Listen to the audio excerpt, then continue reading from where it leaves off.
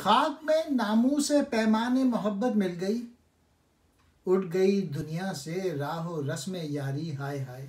तूने मुझसे उम्र भर के लिए पैमाने वफा बांधा था, तेरे मर जाने से वो अहद टूट गया। नामूसे पैमाने मोहब्बत खाक में मिल गई, दोस्ती की राह और रस्म का हमेशा के लिए खात्मा हो गया। तेरे दिल में गर ना था आशोबे गम का हौसला, तूने फिर क्यों की थी मेरी गम गुसारी हाय हाय।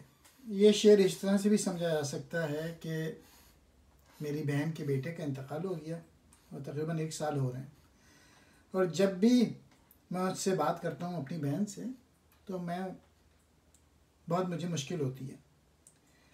तो गालिब यही कह रहे हैं, अगर तुझे गम की सख्तियाँ उठाने का हौसला ना था तो फिर तूने मेरी गम गुसारी क्यों की थी। मुनासिब था कि तू मेरे हाल से बेखबर रहता और इस तरह मेरे गम से असर ना लेता। आशोक कहते हैं तकलीफ़ को, मुसीबत को। क्यों मेरी गम ख्वारगी का तुझको आया था ख्याल, दुश्मनी अपनी थी मेरी दोस्तादरी हाय हाय। अगर मेरी गम गुसारी का तुझे ख्याल ना आया होता तो आज तू इन हालों को ना पहुँचता। अफसोस सद अफसोस, मुझसे इज़हार हमदर्दी करके तूने अपने साथ दुश्मनी की। उम्र भर का तूने पैमाने वफा बांधा तो क्या, उम्र को भी तो नहीं है पायदारी हाय हाय। अगरचे तूने मुझसे उम्र भर वफादार रहने का अहद किया, मगर वो किस काम का, क्योंकि कमबख्त उम्र ही पायदार नहीं। देख ले आखिर उसने तुझे दगा दी और दुनिया से उठा लिया। गुल फिशानी हाय नाज़े जलवा को क्या हो गया, खाक पर होती है तेरी लालाकारी हाय हाय। एक ज़माना था कि तेरा जलवा गुलफिशानी किया करता था, अफसोस अब उसे क्या हो गया, मौत ने उसे खाक में मिला दिया। अब तेरी कब्र पर फूल पड़े हुए हैं, दर्द से मेरे है तुझको बेकरारी हाय हाय। क्या हुआ जालिम तेरी गफलत शारी हाय हाय। माशूक दम तोड़ रहा है उसकी हालत देखकर, आशिक दर्द से बेकरार हो जाता है। माशूक इस हालत में आशिक की बेकरारी देखकर बेचैन होता है।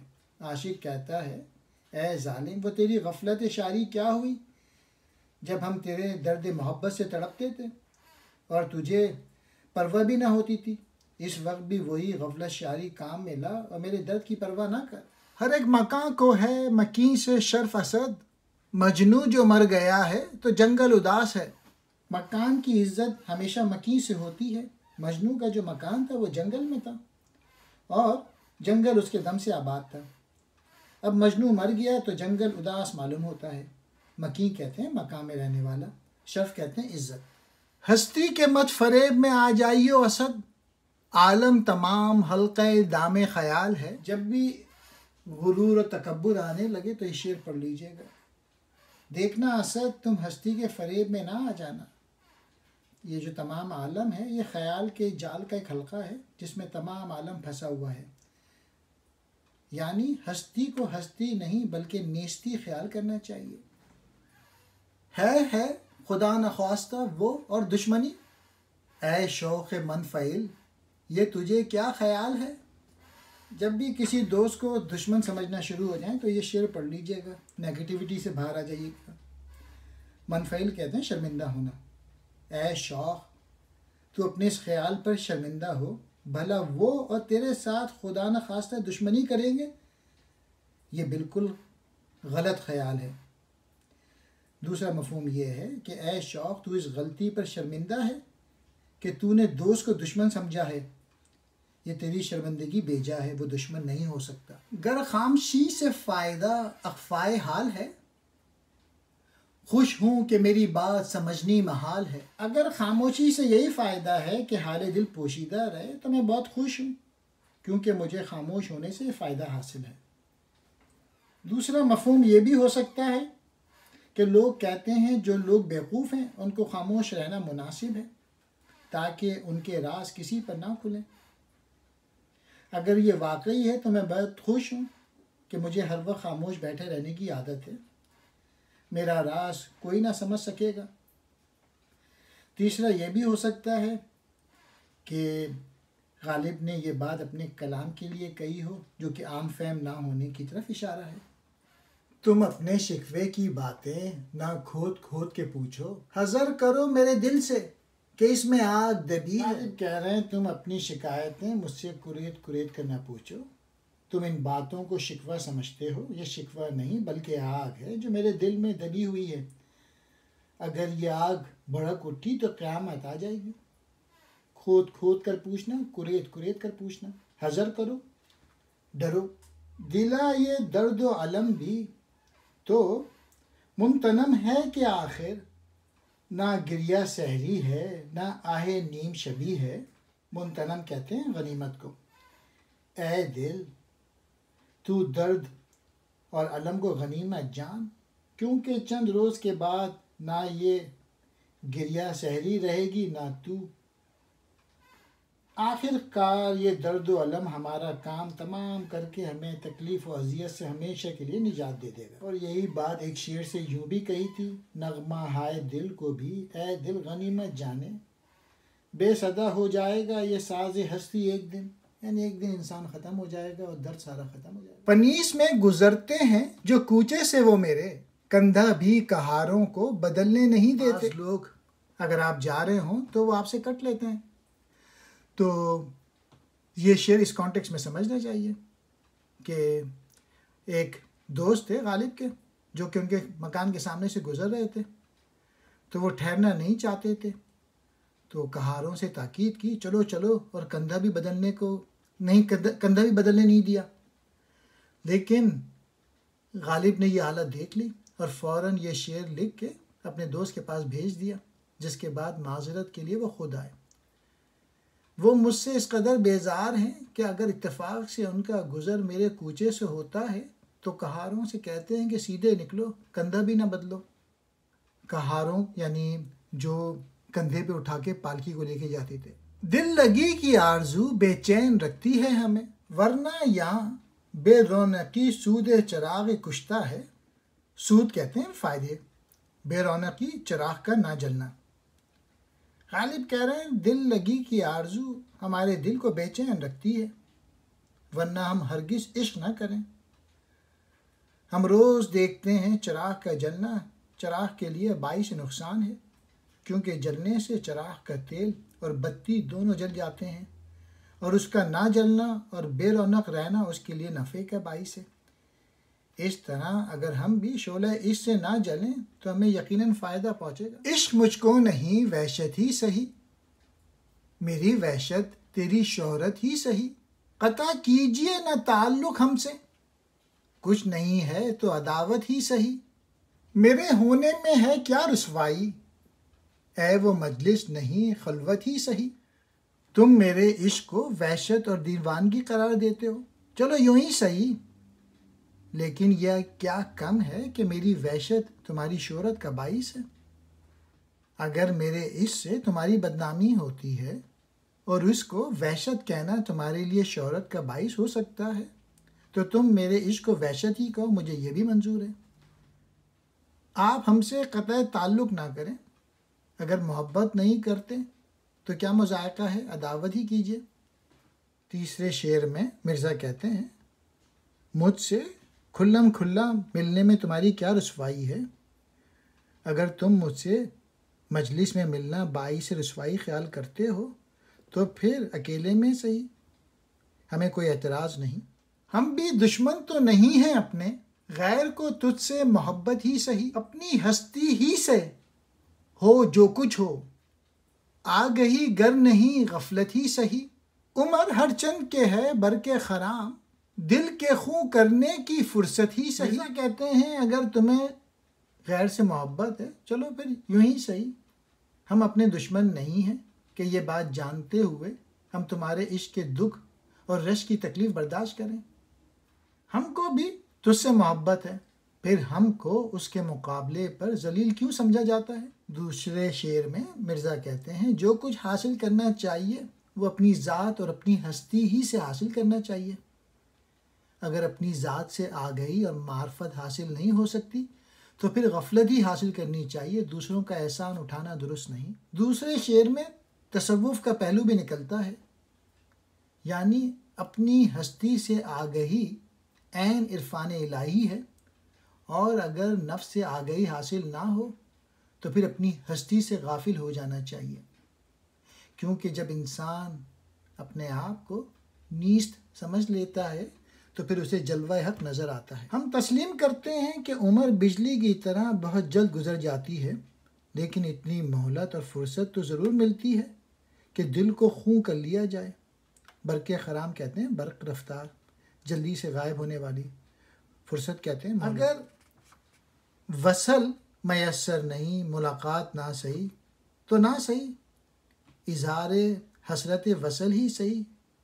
लुत्फ़ ये है कि इज़हार हसरत दिल ही से छेड़ की सूरत पैदा होती है, खामोश हो जाना छेड़ पैदा नहीं करता।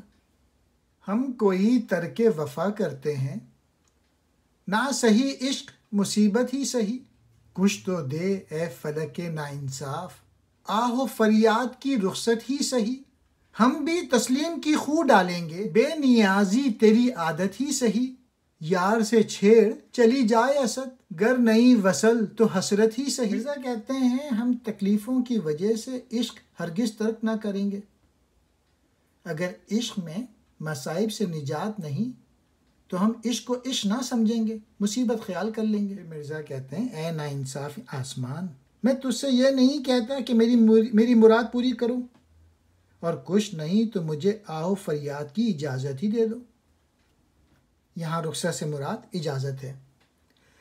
फिर मिर्ज़ा कहते हैं अभी हमारी तबीयत में बेनियाजी की खू नहीं है, लेकिन ये देख कर कि बेनियाजी तेरी आदत है और तू हमारी इज़्ज़ो नियाज़ की कोई परवाह नहीं करता, हम भी तस्लीम और रज़ा की आदत डाल लेंगे ताकि तेरी बेनियाजी से हम बददिल ना होने पाएँ और इसको बर्दाश्त करने के खूगर हो। शेर में मिर्ज़ा कहते हैं कि हम जो है उसको हाल सुनाने के लिए मजबूर करते हैं तो वो इसको छेड़ समझता है। अच्छा खैर ये छेड़छाड़ जारी रहनी चाहिए। खुलता किसी पे क्यों मेरे दिल का मामला, शेरों के इंतखाब ने रुस्वा किया मुझे। जिस किस्म के इंसान की तबीयत और ख़यालात होते हैं वो वैसे ही अशार पसंद करता है। इसलिए मिर्ज़ा कहते हैं कि मेरे दिली मामलात और पोशीदा राज किसी को मालूम ना होते, लेकिन शेरों के इंतखाब ने मेरा भांडा फोड़ दिया और लोगों को मालूम हो गया कि मैं आशिक मिजाज हूँ। ज़िंदगी अपनी जब इस शक्ल से गुजरी गालिब, हम भी क्या याद करेंगे कि खुदा रखते थे। इस शक्ल से मुहावरा है, यानी बुरे हालों से। जब हमारी ज़िंदगी ऐसे बुरे हालों से गुजरी कि कभी कोई आरजू ही पूरी ना हुई, तो हम भी क्या याद करेंगे कि हमारा भी कोई खुदा था। गुजरा असद मुसर्रत पैगाम यार से, कासिद पे मुझको रश के सवाल व जवाब है। यहाँ गुजरा से मुराद है बाज आया। यार का पैगाम आना यकीनन मुसर्रत बख्श है, लेकिन मैं ऐसी खुशी से बाज आया क्योंकि मैं बर्दाश्त नहीं कर सकता कि कासिद उनसे सवाल व जवाब करे। गालिब के नज़दीक माशूक का कासिद से हम कलाम होना नाकाबिले बर्दाश्त रश्क है, इसलिए वो पैगाम यार ही से दरगुजर। दिल से तेरी निगाह जिगर तक उतर गई, दोनों को एक अदा में रजामंद कर गई। फ़र्क़ा व दी का तफ़रक़ा एक बार मिट गया, कल तुम गए कि हम पे क़यामत गुजर गई।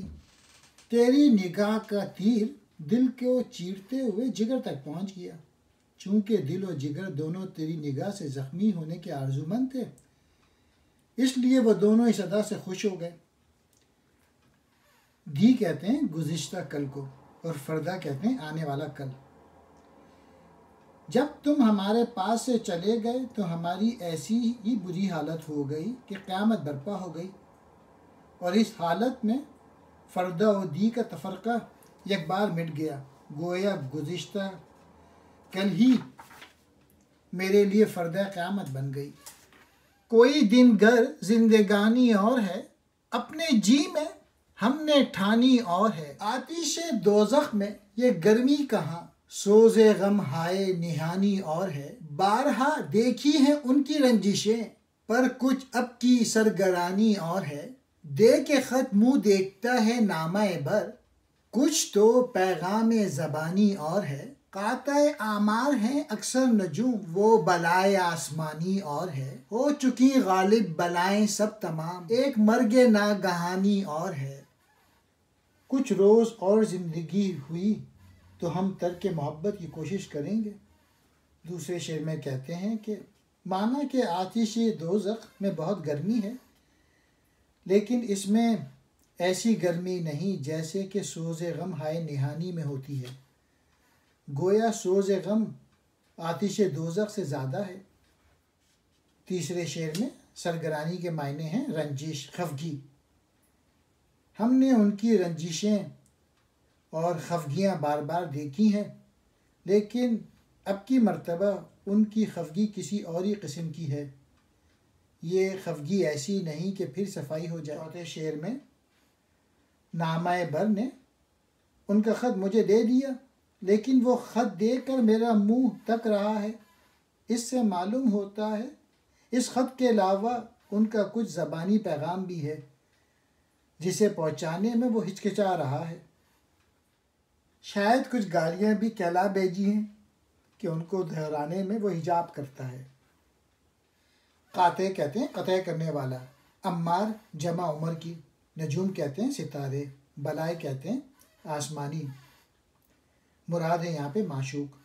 अक्सर सितारों के असर बद से इंसान मर जाता है, लेकिन जिस सतमगर माशूक से मेरा साबका पड़ा है वह इन सितारों से भी ज़्यादा तबाहकुन है, क्योंकि माशूक उम्र क़ता करके मसाइब पर ख़ात्मा नहीं कर देता, बल्कि वो ज़िंदगी को मौत से बदतर बना देता है। और आखिरी शेर में कहते हैं कि सब बलाएं हम पे ख़त्म हो चुकी और हमने उन्हें बर्दाश्त कर लिया, अब फ़कत मर्ग नागहानी बाकी रह गई।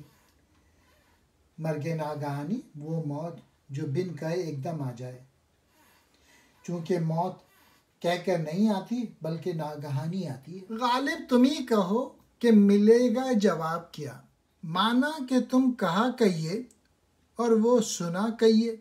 हमने मान लिया कि तुम अपने दिन की बात उससे कहते हो और वो तुम्हारी बातों को सुनते रहे, लेकिन ये बताओ कि तुम्हारी बातों का वो क्या जवाब देंगे। मतलब ये कि अव्वल तो वो तुम्हारी बात का जवाब ना देंगे, और अगर बिलफर्ज जवाब दिया भी तो नफ़ी में होगा।